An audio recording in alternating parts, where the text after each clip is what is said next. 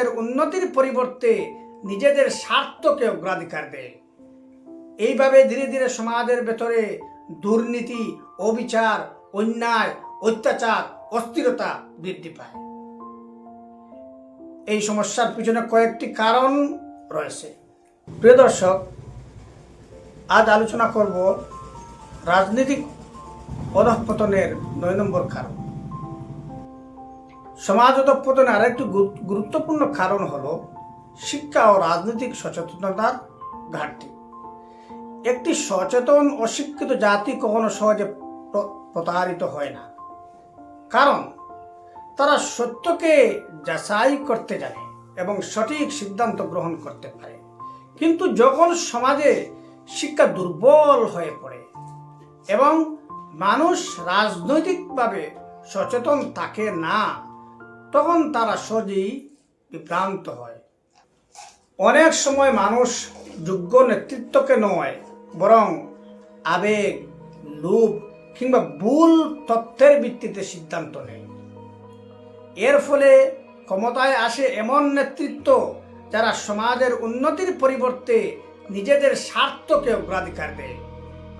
এইভাবে ধীরে ধীরে সমাজের ভেতরে দুর্নীতি, অবিচার, অন্যায়, অত্যাচার, অস্থিরতা বৃদ্ধি পায়। এই সমস্যার পিছনে কয়েকটি কারণ রয়েছে। প্রথমত, সঠিক শিক্ষার অভাব। যেখানে শিক্ষা শুধু ডিগ্রির মধ্যে সীমাবদ্ধ থাকে, সেখানে মানুষ প্রকৃত জ্ঞান অর্জন করতে পারে না। দ্বিতীয়ত, সচেতনতার অভাব। মানুষ যদি সমাজ ও রাষ্ট্র ব্যবস্থা সম্পর্কে না জানে, তাহলে তারা সঠিক সিদ্ধান্ত নিতে পারবে না। তৃতীয়ত, ভুল তথ্য প্রচারণা। অনেক সময় মানুষ ভুল তথ্যের দ্বারা প্রভাবিত হয় এবং সত্যকে বুঝতে ব্যর্থ হয়। এই সমস্যা থেকে উত্তরণের জন্য আমাদের কিছু গুরুত্বপূর্ণ পদক্ষেপ নিতে হবে।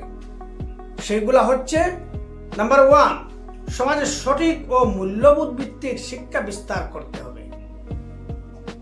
দ্বিতীয়ত, মানুষকে রাজনৈতিকভাবে সচেতন করতে হবে, তবে তারা যোগ্য নেতৃত্ব বিচার করতে পারবে।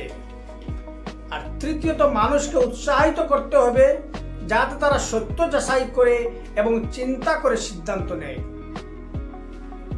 প্রিয় দর্শক, মনে রাখতে হবে, একটি অজ্ঞ জাতি সহজেই প্রতারিত হয়, কিন্তু একটি সচেতন জাতিকে কখনো সহজে শাসন করা যায় না।